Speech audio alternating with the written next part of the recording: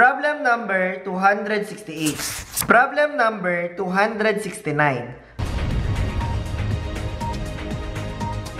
Problem number 268. The rigid bar ABC in the figure is pinned at B and attached to two vertical rods. Initially, the bar is horizontal and the vertical rods are stress-free. Determine the stress in the aluminum rod if the temperature of the steel is decreased by 40 degrees Celsius. Neglect the weight of the bar ABC. Dito sa problem na to, sinabi na nag-decrease ng 40 degrees Celsius yung temperature ng steel rod. Pero hindi sinabi na nag-decrease din yung temperature ng aluminum rod. On that case, we can say that the temperature of the aluminum rod remains constant o hindi magbabago. At dahil merong support sa point B, kapag nagkaroon ng contraction sa steel rod or sa point A, ganito na ngayon yung magiging final position ng rigid bar. Kunin natin yung deformation ng steel rod due to the decrease in temperature.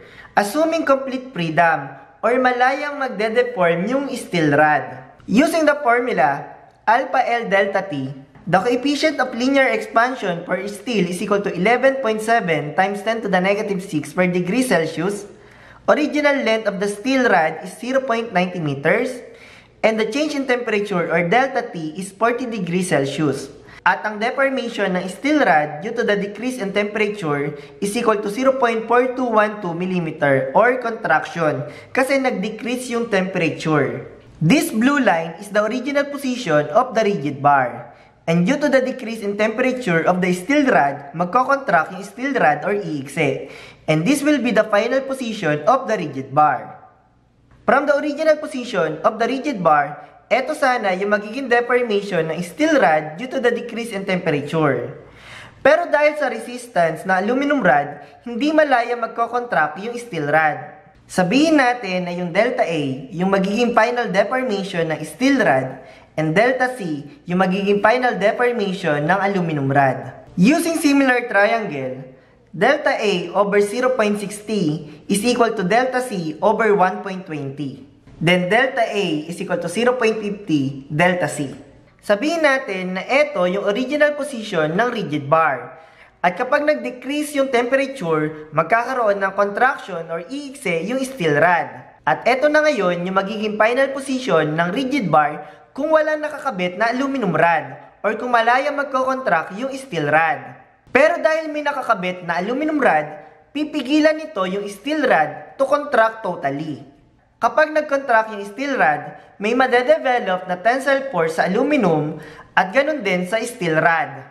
Yung delta C, ito yung deformation ng aluminum due to the resisting force of aluminum.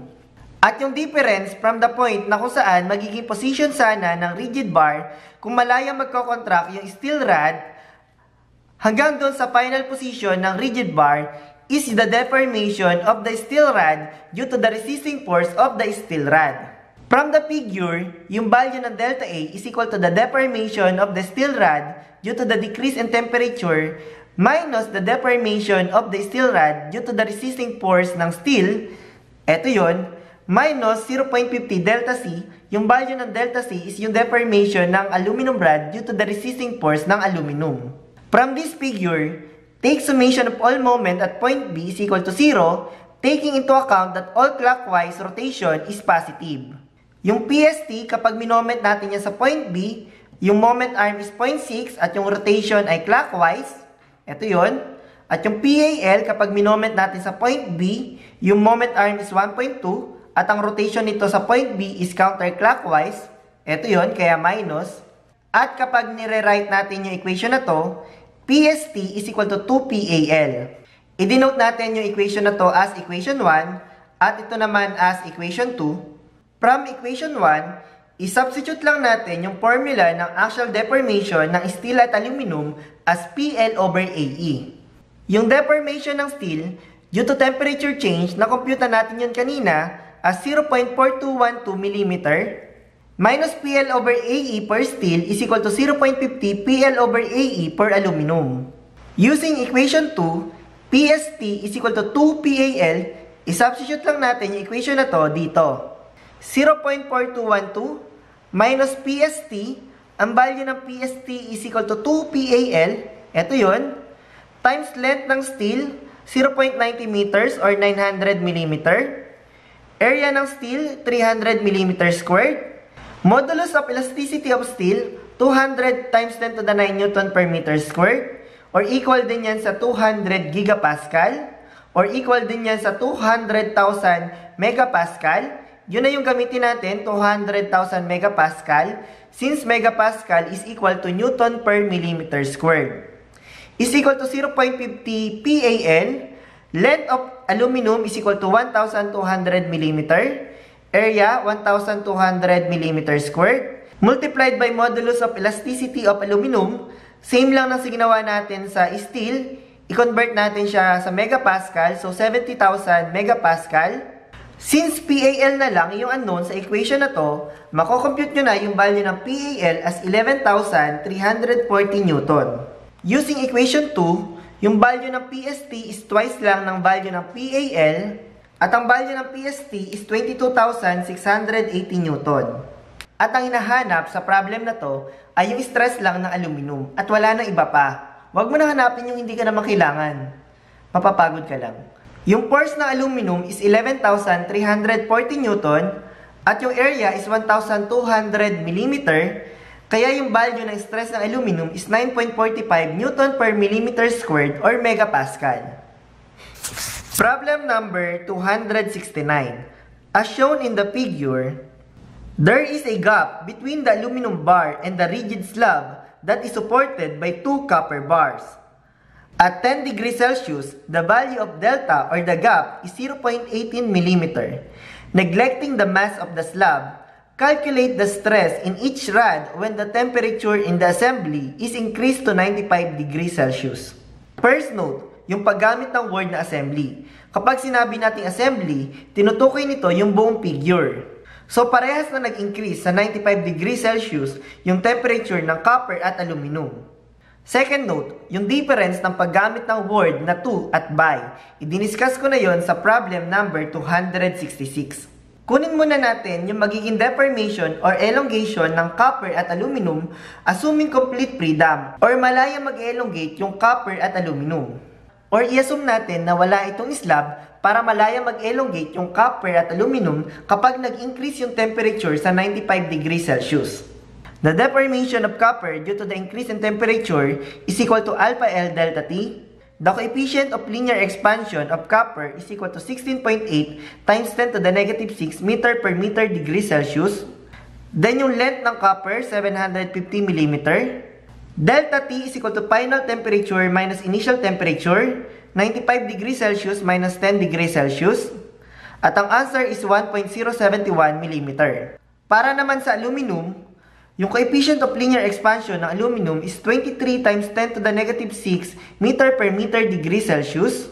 Yung length ng aluminum is equal to 750 minus delta. Yung value ng delta is 0.18. Kaya 750 minus 0.18 multiplied by delta T, 95 minus 10. And the value of the deformation of aluminum due to the increase in temperature is equal to 1.472 mm. Ipakita ko muna yung original position ng copper at aluminum.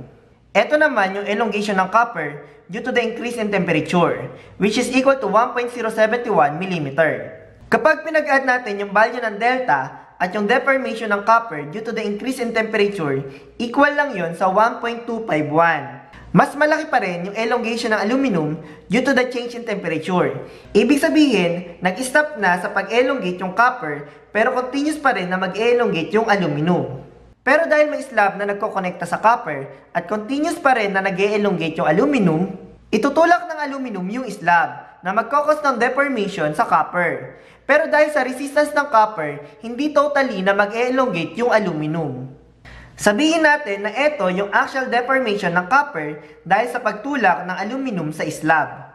At ito sana yung elongation ng aluminum kung malaya siya mag-elongate. Pero dahil sa slab na nakakabit sa copper, pinipigilan nito yung aluminum na mag-elongate. Sabihin natin na ito yung actual deformation ng aluminum. From the figure, the deformation of aluminum due to the increase in temperature is equal to the value of delta o yung gap, 0.18, plus the deformation of copper due to the increase in temperature equal to 1.071 mm plus the deformation of copper due to the resistance of copper plus the deformation of aluminum due to the resistance of aluminum. Kapag sinimplify natin yung equation, the actual deformation of copper plus actual deformation of aluminum is equal to 0.221. I-denote natin to as our equation 1. Kunin naman natin yung free body diagram ng slab. Ano-ano ba yung mga forces na nag-a-act sa slab? Yung copper, dahil pa-elongate kaya tensile force, at yung aluminum, nagkokos naman ng compressive force sa slab. By applying summation forces vertical is equal to 0, PAL is equal to PCO plus PCO, therefore PAL is equal to 2PCO. From equation 1, isubstitute lang natin yung formula ng actual deformation ng copper at ng aluminum. At isubstitute natin itong equation 2. The force of copper multiplied by length of copper, 750 mm, over area of copper, 500 mm squared, modulus of elasticity of copper, 120 gigapascal or 120,000 megapascal plus force of aluminum equal yon sa 2 PCO. Length of aluminum is equal to 750 minus value of delta 0.18. Area of aluminum 400 mm squared. Modulus of elasticity of aluminum 70 gigapascal or same lang ng ginawa natin sa aluminum, 70,000 megapascal since megapascal is Newton per millimeter squared is equal to 0.221. Since PCO lang yung unknown sa equation na to, masosolve na natin ngayon yung value ng PCO. And the value of PCO or force of copper is 3,345.52 Newton. Using equation 2, masosolve nyo na yung value ng PAL or force of aluminum. Equal lang yun sa twice ng value ng PCO. And the value of PAL or force of aluminum is equal to 6,691.03 Newton. Dahil malakas ng ulan, kaya namang solve na stress.